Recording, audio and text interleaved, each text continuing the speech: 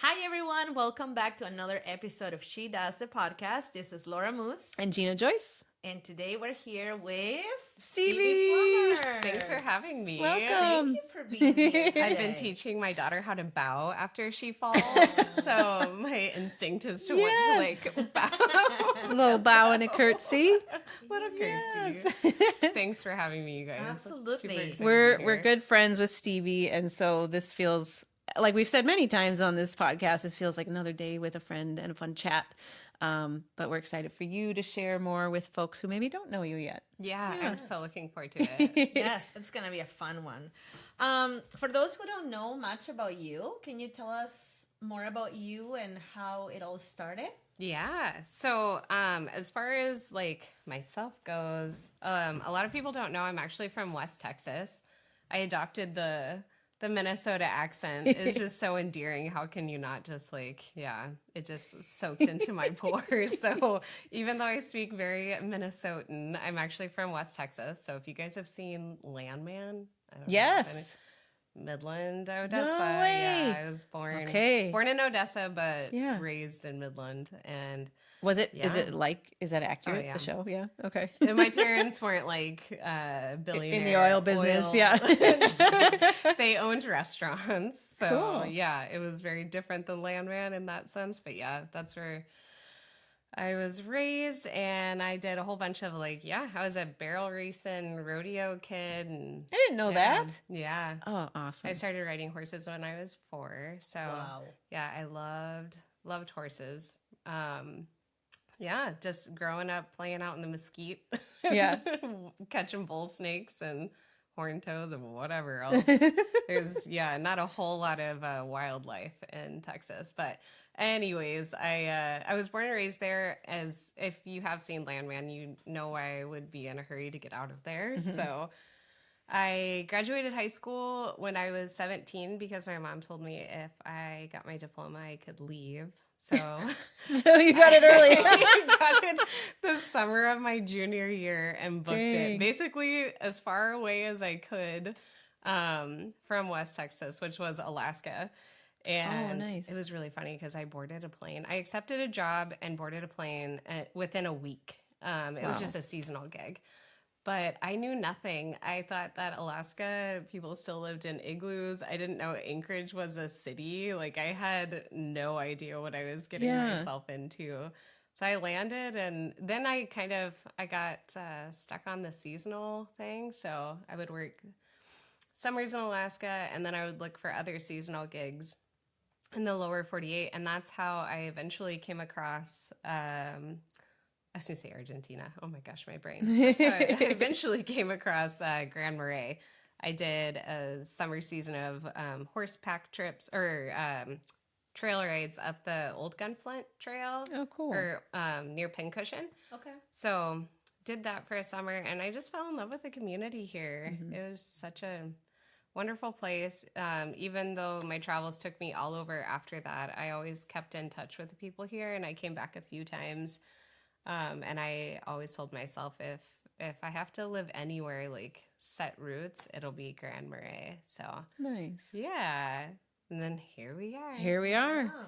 And you have a really amazing story in between all of that. You've done so many amazing things, but tell us a little bit about Patagonia and that Yeah. journey that you took, because it's so unique and special. Absolutely. So living in Alaska, I eventually kind of dropped the seasonal thing and then lived there year round. But it's funny because all of the people in Patagonia talk about Alaska, and all of the people in Alaska talk about Patagonia. Yeah. So it's this, for me, it was wow, I was at one point living out of my van doing a bunch of rock climbing, and I was living in my van with my dog traveling, and I was you know what? I'm just going to make it happen. It's horses, climbing, wild, this place that just really had always called out to me. And so I bought a ticket and traveled down there, and I started down in Ushuaia, which is basically the last city you go to before you get to you would sail to Antarctica. Oh, sure. And then just traveled my way up through Patagonia on the bus and some hitchhiking, and I just fell in love. So I came back to the States, packed up all my things, sold my van, got my dog, and moved back, and I was down there for about 5 years. I was teaching English in a school. Wow. That's how I got my residency. Yeah, Nice. it was great. I also didn't know that you were a resident there. That's Oh, really? awesome. Yeah. I told Juani, I was like, yeah, I was Argentinian even before I met you. So people are always like, oh, did you get married, or did you get your citizenship or your residency through marriage? And I'm like, no, I got it all on my own. Yeah. So for folks who don't know you, Juani is your husband, and Yes. he is also from Argentina. Yes, born he is and from raised. Buenos Aires, Yep. Argentina, born and raised. Yep, as Argentine as they come. Did you learn Spanish before you went there, or did you have to force yourself to learn the language when you were down there? I did at this time. I'm going to sound really old, but before Duolingo Rosetta Stone? existed, yeah, I did all the DVDs Yep. of Rosetta Stone, and I was like, got my flashcards. I actually flew to Peru Oh yeah. before I hiked up to Machu Picchu. I did this Alcantay Nice. trek to Machu Picchu. I landed in Peru, and I was like, I got a taxi, and the guy, I think he charged me like 20 pesos, and I just heard like 20 and gave him $20. And I probably went like 3 blocks, you know, whatever. Yeah. And I was like, well, he just made a lot of money because I Yeah. thought I could speak Spanish, and I most definitely cannot speak a word of Spanish. No hate on Rosetta Stone, but it definitely did not set me up for success. Where was Duolingo when you needed it? I know. Google Translate? Like, no. Yeah. So no, I thought I knew Spanish, and I could not even like survive. I just had to. It was so bad. It took me a while to learn Spanish, honestly. It took me working on the ranches because when I was living down there, I taught English, and that's how I got my residency. But then my main job was guiding pack trips with horses. My friend Carol, she's kind of like my Patagonia mom. She just kind of took me under her wing, has the first like ranch in the town that I lived in, which is now quite a big city. Cool. She was the first like woman in that area to be riding horses down there. Good for her. Horses and cowboys. It's a very like man culture. I was gonna say, Yeah. especially The with gaucho? The gaucho. Yeah. The Latin culture is like the women are slowly making their way into different things now. But Yes. I'm sure it wasn't a Yeah. thing.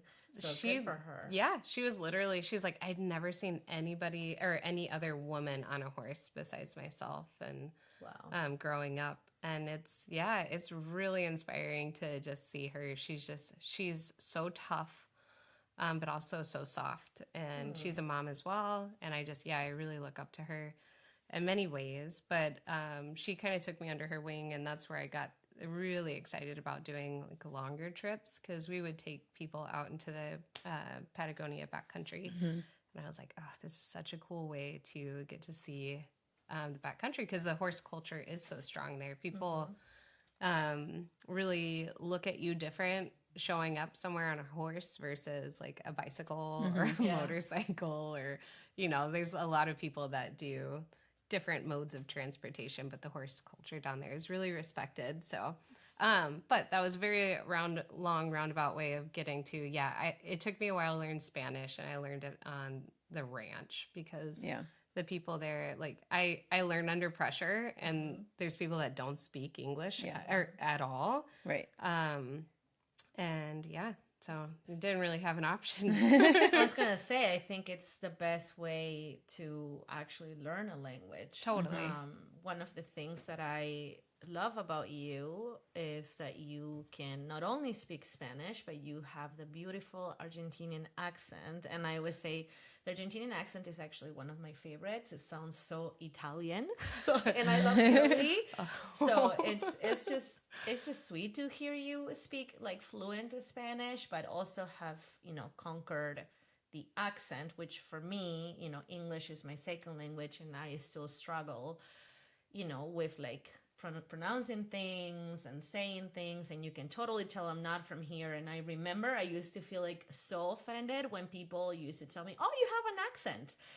And I was like, oh, great. Yeah, I suck. Like, this is not good. And then my husband was like, Laura, no, that is part of you. Yeah. That's part of your history. You're telling us that you're from somewhere else. And like, look at you. You can speak 2 languages. Some of us can't. So I just wanted to say that about you. It was really cool. And probably some people don't know how good you are. So I thought it'd be awesome to share that with others. Oh, I appreciate that. But yeah, I feel like if I spoke half as good as Spanish as you do English, we would be in better shape. You're so good. Give yourself some credit. Oh my gosh. I was just like, you know, and like on perspective of like how many like gringos speak Spanish, maybe I'm like pretty good, but I feel like as far as like Latinas or Latinos speaking English, like, oh man, we're so behind.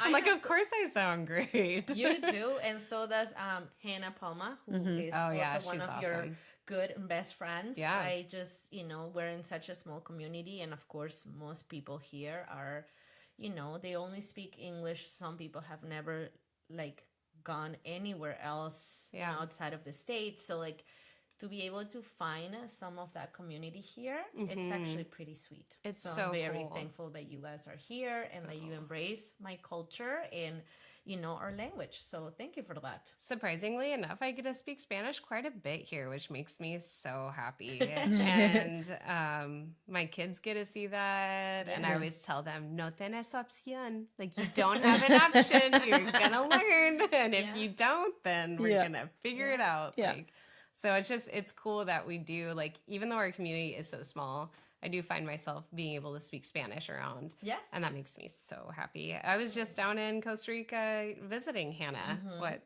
March or something like that. My days It looks beautiful. But it was so cool getting to see her life in Costa Rica. I can't wait to hear her story on here as well. Yeah. Hopefully we get to have her on the podcast. Yeah. For those who don't know, Gina is also Latina, right? Yes, where but my from? Spanish is probably the worst among us because I was born and raised in Minnesota, but my dad's from El Salvador, the land of pupusas and all of those. Pupusas? Oh, it's so good. It's like a corn tortilla, but doughier, and it's stuffed with like bean and cheese or frijoles y queso, and they put this like kind of fermented slaw on top that's called revueltas. Oh my gosh. It's so good. That sounds incredible. So good. First pupusas that I had were They're so actually here in Grand Marais. No way. Yeah. Yeah, I have. Well, I've never been to El Salvador, and I've never been exposed to the culture. And thankfully, we're getting more Latinos up here, whether people that are here permanently or like seasonal workers. And there's a family from El Salvador, and they offer that, every so for pickup often. on. Yeah. And I heard from one of my my friends that gosh. it was amazing, so I had to try it, and I was like, oh my gosh, this is so good. You guys Yeah. are going to have to let me know the next time Yeah, you do we that. should do I a would dinner love- date Yeah. with Yes. pupusas and curtido is what it's called. The topping is curtido. It's like fermented. It's like it's like a pickled. tangy Oh, coleslaw. okay. Yeah. Oh, cool. Yeah. Oh, Oh, I that's love so that. awesome. Yeah. That's so cool. Why did you so you've been to so many places, right? So you had many different options to choose, like, for raising your family and continue growing. What made you choose this area? So as far as like, how do I want to tie this all together? Like, how do I not make this a 5-hour episode? We got all the time. Oh gosh. So honestly, the biggest part of Grand Marais, I felt like, especially after living in Argentina, like the Latin culture is very like spontaneous and also slow.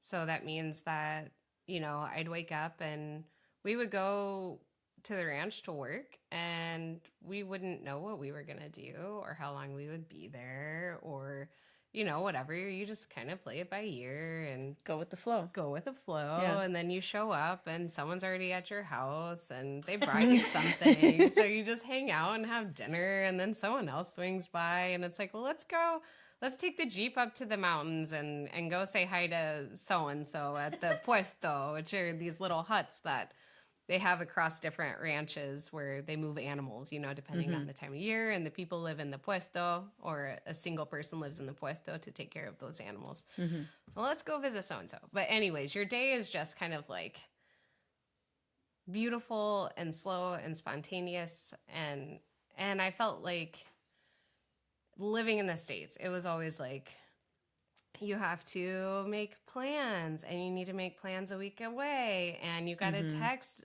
a few days before to make sure those plans are still happening. And, then it's always like an hour before you meet up, something happens.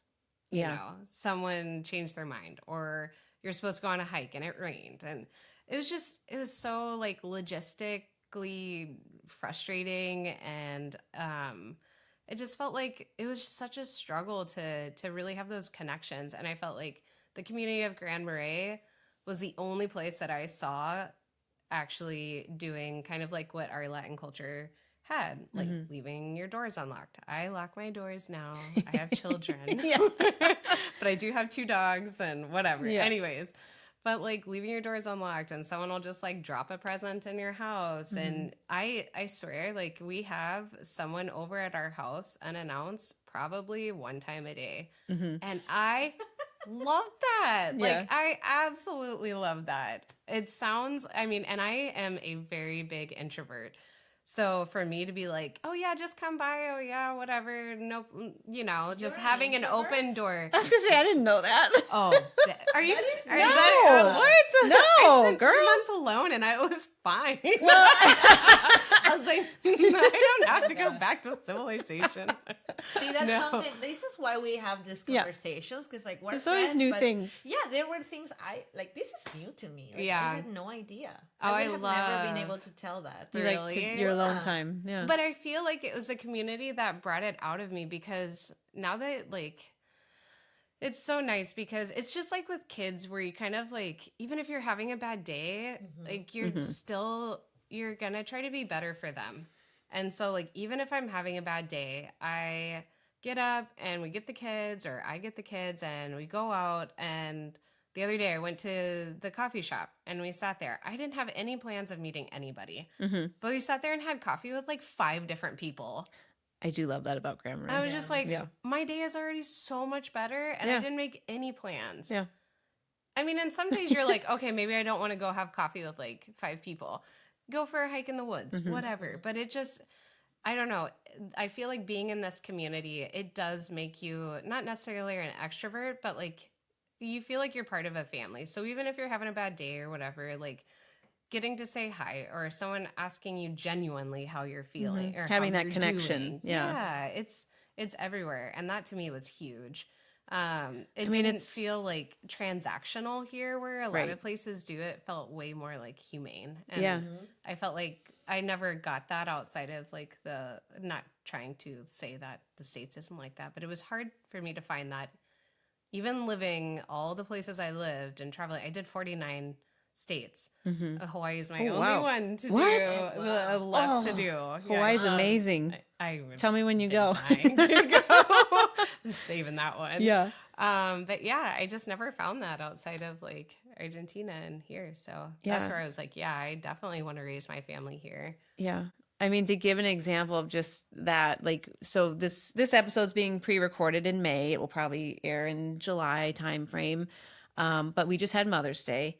And a very special thing that happens every year on Mother's Day is Poplar House serves a breakfast for Mother's Day. And they only do breakfast 2 days a year, Gunflint Mail Run and Mother's Day. And both of those, actually, you will usually find most of the community there. So like, we were all there with our families having brunch, but like, we're all giving each other hugs, telling each other Happy Mother's Day. And it was just an entire restaurant full of our friends and their families. And like, what better way to celebrate your day and each other. And so that's just another really special example of how small community can be. Yes. I finally, it was so funny. I went out to up yonder to see music. My ladies, like, or some of my many ladies, finally convinced me to go out for a drink at Up Yonder and listen to music. Yeah. And it was the day before Mother's Day, so it was a Saturday, and all the moms were out. It was like you can all tell everyone was like, "It's my day. This is my weekend. This is my week. I'm going to use this." Yeah. So all the moms were out. And they had the funkiest band playing like after the main show. It was like so weird and so wonderful. And there were like all walks of life. Like I loved like seeing our community out, and everyone is so different, and they're all just like talking and having a blast and dancing. And these people, like, they don't politically agree. They don't, maybe even like morally, like there are just so many differences. Even with our own friend group, like we're so tight because we have gone through rough things together. Like relationships take a lot of vulnerability, and there's moments of pain, and there's also like really beautiful moments of like working through that and seeing that we're all human. And I was just sitting back. I had my cider, so I'm just like a little tipsy, just loving life, watching like everybody on the dance floor just like cohabitating. Like, it's just so beautiful. And I just feel like it's so hard to find these days. And I stopped listening to the news. I had to mentally a while ago. I just feel like it's so beautiful to see everyone kind of fighting against like what the world tries to tell us is dangerous or bad, whether it be our neighbors or our friends or when I did my trip that I know we'll talk about, people are like, you can't do that, you're gonna die, you're gonna get hurt. Like, I'm just like, all these things that the world tells us. Yeah. Like when you live in a place like Grand Marais, you're just like, God, that's not true. No, it doesn't need to be that way. It's not true. Yeah. And I'm not going to let you keep telling me that that's true. That's not going to be my life, because what I feed myself is what I will believe. And I just don't want to believe that. Bad things can happen anywhere. Anywhere. Like I'm going to try to be as smart as I can. I'm not saying to go put yourself in a bad situation, but also like people are so beautiful, and it's like, we really do connect on so many different levels if people will just, take the time to see that. And I feel like Grand Marais gives that time and space. It's a really special place. But yeah. Spot on. Yeah. How lucky are we? How we lucky say that every we? episode, but it's so true. It's so true. And part of She Does, that we say all the time as well, is we hope everyone can find this sense of community wherever they're at. And if they don't have it, how easy to start, find a friend to go on a coffee walk, and maybe you'll start a book, or find a friend to go start a knitting circle with. And, just say yes. Yeah. And it doesn't have to be perfect. Right. Like sometimes we show up late, or our house isn't clean perfectly, but I'm like, that's what's real.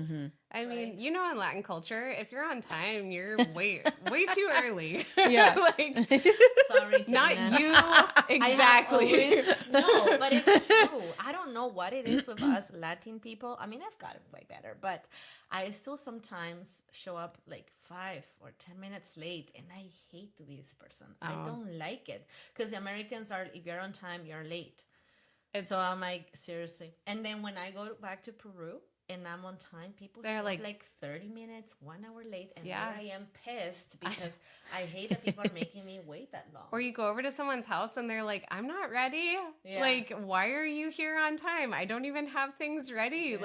You shouldn't be here for another half hour, hour. It's way too early. It is a real thing. It's a real thing. That you said that people just show up unannounced. I forgot.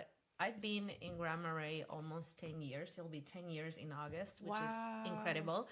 But I have adopted many American things, and one of them is the planning. Like, okay, we're doing this. Okay, what day, what time? Like, oh, we're gonna have friends over, or we're going on a walk, and like everything goes on my calendar. Yeah. When I'm in Peru, I have to remind my friends and families about that, because people literally just show up. And then I'm like, I'm getting ready to go somewhere. So I'm like, what happened? And they're like, oh, we're going to hang out. And I'm like, I have plans. Like, then I feel like this horrible person and rude. But then I'm like, okay, that is something that I appreciate about the American culture, is the organization and the planning part.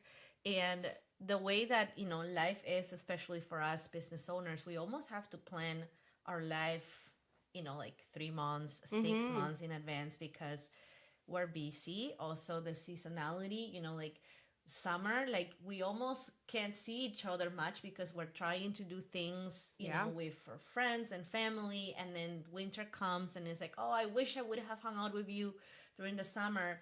Now let's just hang out inside and do Yeah, some winter fun is for activities. that. Yeah. Yeah. Summer's like go time. Yeah. And I will say it definitely depends on the kind of job that you have. Like like you were saying, especially with being a mompreneur, like you do have to there are schedules, there are things that you gotta have to, you know, if you want to get stuff done with little ones, you do have to kind of plan ahead on things. Our cabins, or you know what we do, our lifestyle is almost a complete opposite. It's almost like when I want to schedule, I can't have it because something breaks or someone needs something, or like, you know how it is. Right. So it's like, okay, we better get used to just like going with the flow, because if you try to schedule things out, it's not going to go that way. And you better just learn to plan for the unexpected. Yeah. Among the plans. However you can, make that So work. tell us a little bit about the business. Yeah. It was formerly Patagonia Cabins. It's now known as Great Northern Cabins and Caboose. Yes. Can you share a bit about the cabins and the fun, exciting new project? Yeah, absolutely. So, living down in Patagonia, I also, among the other jobs, I started managing vacation rental for polar explorers, Lonnie Dupree and Pascal. They were traveling all over Greenland and Denali, up in Alaska, and I was doing this as a means of making a living, or supporting myself down in Patagonia as well. And they have rentals here in Grand Marais. This is kind of before everything took off, so oh gosh, I don't even know my years. Pre-2020, right? Yeah, it was 10 years ago in May. Okay. So exactly 10 years ago, they opened their first little cabin downtown, and I started managing that for them. And then living in Patagonia, I met my husband, who is from Buenos Aires, actually, several years later. And long story short, we came up to the States to visit family in 2019, got stuck here. Yep. I had, this was, so we got COVID. stuck. I said here in the States. Yeah. We were in Oregon visiting family at the time, and COVID shut everything down. We had a plane ticket back. Couldn't get that figured out. Had my dog down there. Juani, Darcie. it was like a small plane pilot. He had his plane down there. He had restaurants as well, like my family did growing up, and had to figure out how to close and get rid of all of the restaurant stuff because COVID just shut everything down. So we basically lost everything. Had pennies to our names. We were living out of a car. I still have the bag of coins. My sister was working on boats at the time, and she was like, "This is all the change that I found in the couch."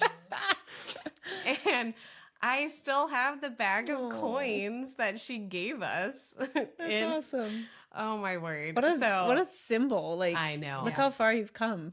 Totally. We were like literally negative because he owed money on the restaurants in Argentina, and he had lost his wallet as soon as we got to the States with the last $2,000 that were to our names, because we were going to buy a car the next day. So that was not a great moment. So we literally were left with nothing, and our family took us in.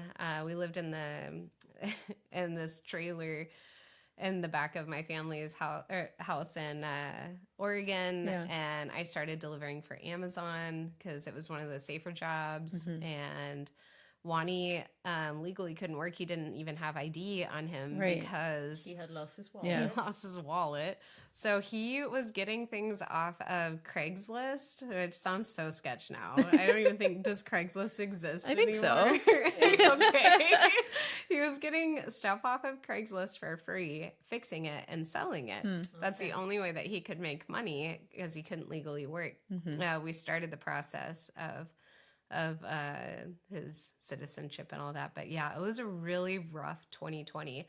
Then Lonnie offered, because he's actually a builder, he teaches a class at North House, or did, on timber framing, dovetail, really beautiful, just old style way of timber framing. So, and that's what Lonnie's cabins are. Like he built them all in that style. Yeah, most of them are the dovetail notch timber frame. There's a few that aren't, but yes, it's beautiful. And so he offered, he's like, hey, this is when property shut down because everyone thought like the world was ending. So he's like, hey, I'm looking at this piece of property in town or just outside of town. Would you guys want to go in with me, split it, and I'll help you guys build a cabin and you can start your own business and, awesome. Maybe get back on your feet, yeah, again, and back to Grand Marais. Because I still, I told Juan, if we have to live in the States, because I always said I'd never move back. I was like, if we have to live in the States, there is one town that I will live in, and it's Grand Marais. Yeah. So we kind of got back on our feet, got the, some of the money saved up, and then Lonnie really kind of, put forward everything else. He let us take out a contract for deed with him. Awesome. And, came out here, and we all built that first cabin together in 2020 and opened it, and the rest is kind of history. So now we've got 4 cabins, and we just got a train caboose, which used to be a part of the community. It used to be a coffee shop and an art gallery, and then it was kind of sinking into the ground in someone's backyard who had hoped to renovate it, but it's a big project and didn't get to it, so we convinced him to sell it to us. We I've started that renovation process, and so that'll be another caboose. It's a caboose, but it'll be a cabin. Like people will be able to stay in it. Yeah, it's gonna be so cool. My most exciting thing, I'm losing sleep over it, which sounds ridiculous, but I'm so excited. We're planning on having Santa Claus out there this probably the first weekend of December for all the kids of the community. Yeah, and we want it to be free and a way to give back to the community. And the few people that I have mentioned it to are so excited about it. They want to do singing and caroling. We're going to have a big tree lighting. And that'd be so cute. Yeah. So I mark your calendars. Yes. I'm if people want to go see Santa Claus, they don't even realize growing up in a small town, that means driving 2 hours to probably Duluth. In a storm to the Duluth Mall where you're going to go pay $30 for a picture or something. Yeah. Or Bentleyville, which is Bentleyville. A 3-hour line. I mean, it's awesome. It is. But it's quite, so I was just I want to really find ways to start giving back to the community. And if we can host events like that out there for the kids here or for people here, it would just be really fun to, have that available for people to stay in, but also utilize it as a place that the community can also create memories in. Yeah. I feel like that to me is success, is creating places that people create their own, lifelong memories, hopefully. For sure. Yeah. Yeah. If you haven't checked out the cabins, they're wonderful. And you put a lot of thought into them. And I even love your most recent post and newsletter about the outhouses. I'm that is such an amazing way to describe them and make them approachable and elegant. And it's it's so thoughtful. I love it. That's the biggest thing when I go back to Argentina and talk to people about our places. They're outhouses. Even people in the mountains have somehow have a gravity water toilet. They're just I don't get that. It's not your typical outhouse. They are elevated, and it's to your point, it's part of the experience of these off-grid cabins. It's really cool. It is. I remember having this conversation with you and Juani about the outhouse. I'm scared. I don't remember. No. It's my personal experience. So growing up, we didn't have much. So the outhouse was part of our life. So for me, going back to that, I refuse because it's it brings back memories of my life. Oh, totally. Which, now I'm you know what? I should be thankful that I don't have to live through that every single day of my life anymore, and it's part of the experience. But the first instinct was I can't believe people choose this. People come here and choose this, and now I understand why. Yeah. You know, it's like when you come to the North Shore, when you stay, people stay at your cabins. It's about being grateful for the things that you have and like actually valuing what really matters, which is experience, is disconnecting from the rest of the world, and kind of also getting a sense of how people used to live back in the day, you know. So I'm not saying anything bad about you guys. It's just more like I'm a Latina too, and I, you know, like just the Argentinians. I was also like, what? Like, you guys just have an outhouse? Oh my goodness! My husband, his family have a cabin near Hovland, and they have an outhouse as well. And I don't know why, but it's got 2 toilet seats. So my husband was like, should we go together? Like, oh my God. No. You gotta leave some mystery.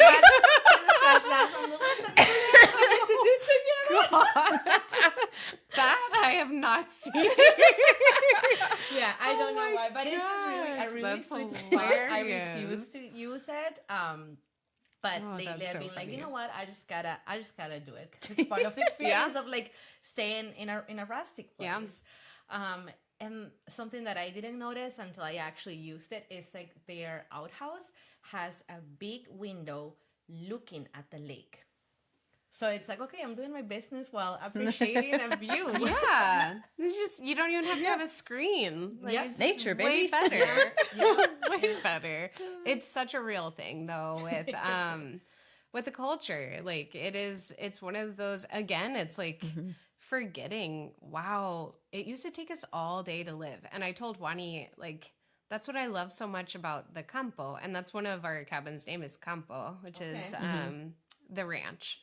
I was like, it takes us all day to live. Like, you go out there, you collect the water, you boil the water, you make the mate, like the drink, you know, everything takes time. And now we have all these gadgets, all these ways, all this, you know, technology to help us speed through life so we can do more. It's like, gosh, my best ideas or my greatest like epiphanies or my happiest moments were absolutely doing nothing. Slowing down. Yeah. Yeah. And that's what we want for our cabins. So there isn't cell service at most of them. And there was one point where I think Arrowhead Electric was offering like a really affordable thing for locals to like hook up, and we had that conversation. I was just like, we will never go on the grid. Yeah. I'm like, you have the box too that says like put your phone in here, right? Like the disconnect, be intentional. It's just so it gives back so much. Because I feel like we're just so obsessed with like, even myself, I get caught like obtaining knowledge. I just want to like listen to the audiobook while I'm working on this, you know, and trying to multitask. And it's just like we get so caught up in just the go that we forget to like just sit and let our own thoughts like loose and just have those moments. And it's so nice. And yeah, I love that about that. But yeah, the culture in Argentina, it is the same thing. You know, when I was traveling by horseback, a lot of people are like living in these houses that are, you know, there's like the wind goes through the wall and they are going to the bathroom in a bucket. And I had to do that at one point when I was a kid too. Like we grew up, my parents were entrepreneurs, had restaurants, lost everything in the divorce. And like, yeah, we literally had a 5-gallon bucket as our toilet in the middle of the mesquite in West Texas. And it wasn't glorious. It's not one of those things that I look back on in a bad way though. Like again, I caught bull snakes with my dad and tried to trap roadrunners, and like those are great moments, but I think it does humble us and remind us, you know, like I said, in Argentina, I was just one of those things that we kind of like look at as a novelty of like, oh wow, we get to go do this. We get to go off grid. I like to use it as a way of like, some people don't have this option. And like, look at how beautiful life can be. You know, maybe we're chasing the wrong things. Mm-hmm. So I don't know. Isn't that true? Yeah. I powerful. I'm like talking yeah. about no, I feel like life on a porta potty. Yeah. Or outhouse. Yeah. Not porta potty. Sorry. I love that you've been through so much and you are looking at it, you know, in a humble way.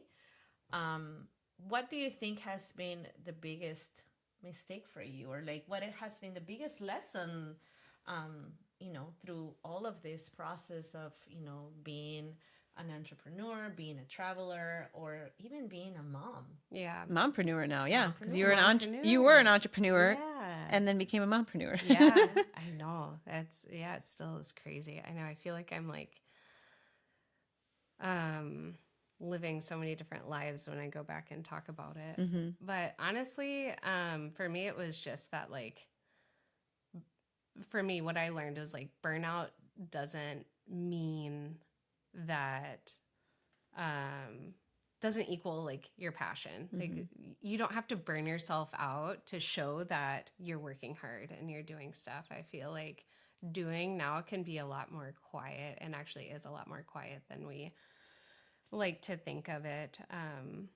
But I think, yeah, my biggest mistake was just doing way too much and just overworking and not asking for help when I needed to.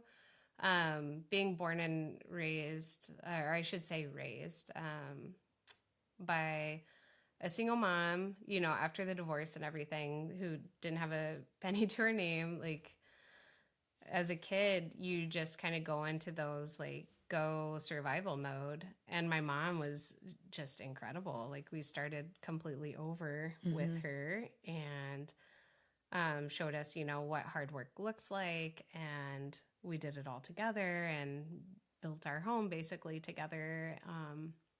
And for me, that was always like, that always meant success, you know, like you can't ever stop. You got to keep going.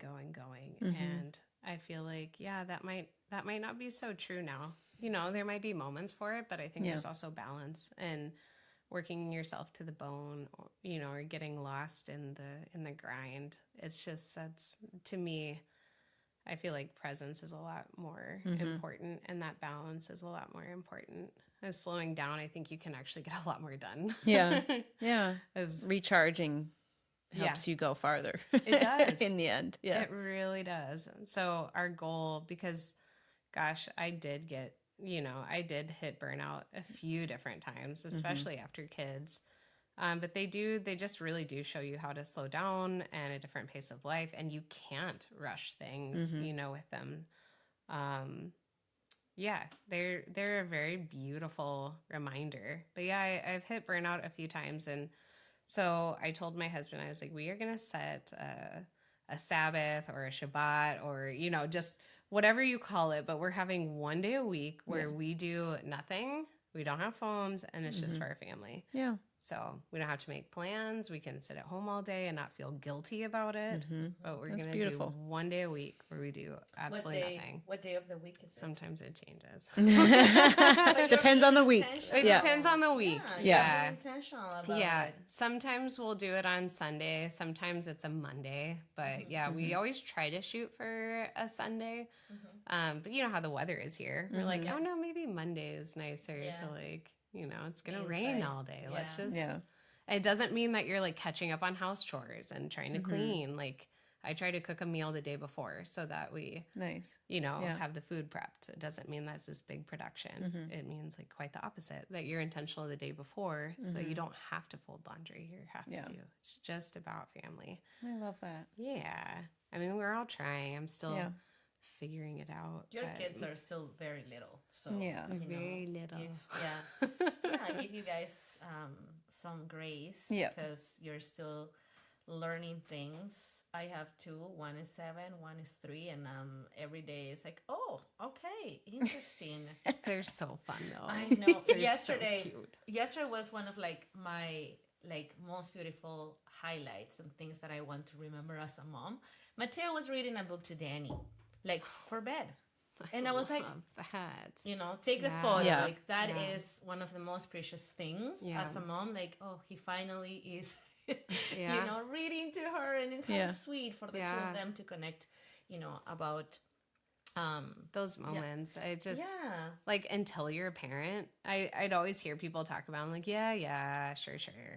And you have a kid and you're like, oh my God, the world is so beautiful. It's just like, it changes Yeah, everything. it does. It It really changes does. everything. And I never thought I was going to have kids. I never planned on being a mom. I never thought I was going to be a mom until I turned 30. But I did that big quarter life crisis Mhm. trip before.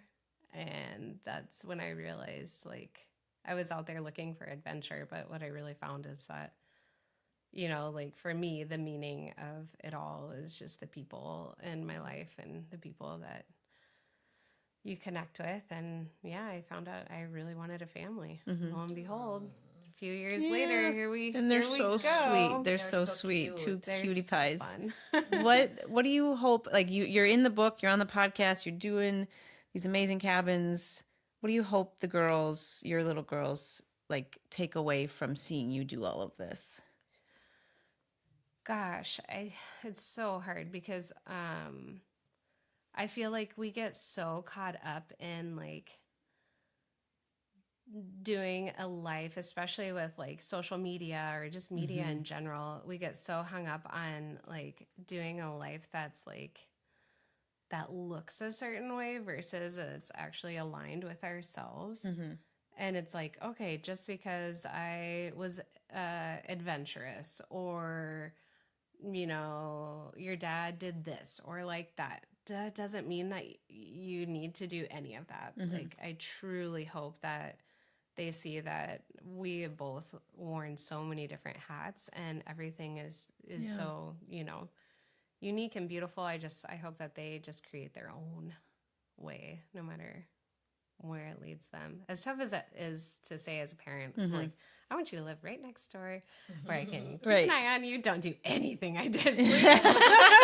I know. None of it. I think about that a lot too. And it's like, well, we were able to go out and do these things and live our life and learn hard lessons. And, you know, yeah, everybody deserves that. Even, and like now as the parent, I think about how hard it must have been for my parents to let me go do those things, knowing, oh, you're making a mistake, but you have to learn On your own. on your own. I know. You know? I pretty much told my family. I mean, my mom was very good about it. I don't know how she was so patient with the crazy stuff I did. But I'm just like, oh man, I would have killed me if that was. I would have not let me do any of that stuff. It was just like, oh, she was so awesome about it. Yeah. She's just awesome. So yeah. So, do you want to share more about your big journey that you did in Patagonia? Because I think that is really spectacular that you did that. Totally. No, I am not saying I know about that. It's so nice, like, actually getting into the conversation, because I feel like that trip typically will like lead the segment, and then it's just all about the trip. Which I mean, the trip is huge. I love the trip, but I'm just so glad that we got to connect so much on like all the other things. Because there's so much. Yeah. But yeah, so the trip, my quarter life crisis trip. I was living down in Patagonia, helping this lady, my friend Carol, do pack trips, and it just inspired me to do my own and really get to know the country that I just absolutely fell in love with, Argentina and Chile. Like that whole section of Patagonia is just incredible. So I got this wild idea to take my two horses and my dog, who had traveled with me in my van and all over the place, all the way from Alaska. She's done like 26 states and 3 or 4 countries. She's amazing. She's going to be 14 in September. Darcie. She's a sweetie too. I just don't want her to get old. She's still young at heart. Yeah. But yeah, so I decided to take them on this trip, which ended up taking me about 3 months, just a little over, I think, 3 months. And I turned 30 at the end of that trip. So that was very fitting, symbolic and fitting. Exactly. And yeah, I didn't really have a map as far, or a route as far as how I was going to go. I was just, with horses, you got to make sure you have enough grass and water, especially in the south of Patagonia was the biggest thing. But yeah, just head south until I got to where I wanted to go, which was 1,200 miles later. Dang. Yeah. So it's you, Darcie, the dog, 2 horses. Yep. Over the horse. Sundance and Bandido. And Bandido. Who are very happily retired in Patagonia, living their best life. Yeah. Awesome. And how long did it take overall? Yeah. From start to finish? Just over 3 months. 3 months. Okay. Yeah. Yep. It was, I could have rushed a little more. I could have also taken my sweet time, but because I did from like the ranch that I worked at south, it was north to the south, I was in a little bit of a time crunch because the south is so arid. It does dry up and there's not a lot of grass. There was a time that was a little bit scary that I almost didn't have water for my horses, so it got a little scary there. But overall, it was just a beautiful trip, and I got to go to these puestos, these little places up in the mountains. I just basically crossed from ranch to ranch in the backcountry and the mountains, and would visit these families and a lot of like people that are alone, 3rd, 4th generation that would just, their job was to sit up there, and all they had is what is it? A VF radio? Gosh, I can't even think of the old radios. Oh, yeah. Were But they surprised to just see you coming up out of nowhere? Like, yeah. where did you come so from? Excited. Yeah. And it was just like going back in time. I mean, it was just incredible. Some of these people, they didn't, I took a journal with me to have, or a book to have people sign along my trip and write. I would leave it out on the table like the night before I left, because many times I would get up at like 3 o'clock in the morning and leave before it got really, really hot. Yeah. Wow. I know. So I got to see a lot of sunrises on that trip. It was beautiful. And it gave my horses plenty of time to eat. And my horses were fatter at the end of the trip than the beginning. So we had a lot of downtime. Yeah. The whole idea was slow travel, and horses literally walk slower than us humans. So it was extremely slow travel. But yeah, I would leave this book on their table, and I would just let them know, if you want to write something, you can write something. If you just want to sign your name, you can sign your name, because a lot of these people didn't even know how to write. Like, that's not part of how they were raised. They were literally just, raised as farming and animals, and they know everything about that. And it was really cool to see what life was like, probably, I don't know. Yeah. A very long time ago. Yeah. But with that, like, you do see how lonely these people are, and just how beautiful human connection can be. And that really changed my perspective on like what mattered in life, and family, and ultimately kids. Yeah. That's so special. It was a very, the trip sounds really beautiful, but it was actually kind of like dark, because you are just, I stayed with people, I would say maybe 10 times out of the 90 plus days that I was out there. So pretty isolating. you gotta really sit with yourself. I was gonna say, you had to learn how to be with yourself. Yeah, a lot of people don't want to take that time, and I totally understand why. It's not like this beautiful, like, just filled with joy every single day. I want to sit there and visit all your inner demons, right? It's like, oof, yeah, not fun. But have you ever thought about doing a book about your experience? It's so crazy. I think about it all the time. You should. You totally should. Because you have such gorgeous photos and you have lessons you learned and stories. Yeah. You're a really good writer. Writing is something that when you write something, the effect that you have in me is like peace. Like, I almost want to cry when you write. Like, there's a way to get to people. So I feel like you should definitely look into that. I really appreciate that. It means a lot. I am one of those people, if I read what I write, I'm like, oh, I hate it. I can't read it. It's so like good. Hearing your own voice, when you hear you're just like, please tell me I don't sound like that. Please. I don't watch the videos. No. Just like, no. I mean, just have to do like I'll listen to it, but just do a voice overlay, so it's just not me. Yeah. Terry Gross or something. Can we edit that? Yeah. No, I've thought about doing a book many times, but honestly, I struggle with what the trip meant to me because as you grow in life, as you have a family, as you change, I'm like, well, God, the trip means something so different to me now than it did like At the time. Yeah. And that's what I struggle with, which I know like nothing is ever going to be perfect. And I think that was one of the questions that that we had talked about was like, you know, what did you finally let go of? And I feel like kids like, just getting to be in their world, I'm like, they are just walking accidents, right? Yeah. They're literally learning through experimenting. Like they're learning through error. Right. Like, how did we lose that as an adult? Like, when did that become wrong? When does that become wrong? Yeah. Like, we need to let go of perfection and realize like that we need to continue to experiment and learn by probably making a lot of mistakes. Yeah. That's a good advice. Kids, I tell ya. Yeah. That teach you the They wild bring a whole things. new perspective. Yeah. Well, I think one more question I had for you, because I know we're coming up on time. Yeah. If someone watches your podcast episode with us or sees your pages in the book, what do you hope that woman or person takes away from your words of wisdom or your experience? I feel like, honestly, I read this somewhere and it just stuck with me. But I read that if your dreams don't terrify you at least a little bit, then what's the point of dreaming?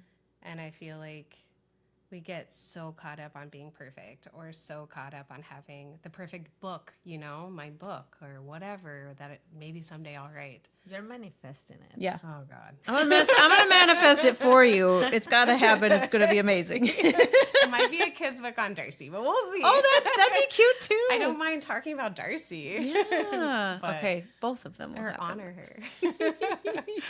But yeah, I feel like we get so caught up on that, you know, we forget that, making mistakes, it's all part of it. And it's not about being perfect. It's about, you know, living a life that's aligned with, you know, how we see it, not how someone is on Instagram. And comparing, I think, is just like the biggest killer of joy. It's just so easy to sit there and compare. I know as soon as we get this book, I'm going to be like, God, that's what they're doing. And I already looked up to this person and oh my God. But you know, like we secretly all have hit burnout and you know, the same time that someone's watching this episode, they might be at that season in their life. And I feel like knowing that no one has, you know, evaded that's a very real part of everyone's story is really important. Well, thanks everyone for tuning in for another episode of She Does the Podcast. I'm Gina Joyce. And Laura Moose. And thank you, Stevie, for joining us. Thanks so much for having me. Thank you. Seriously, this is wonderful. If you haven't checked out Stevie's amazing cabins, please do so at Great Northern Cabins and Caboose. And until next time, see you for the next episode. Thank you.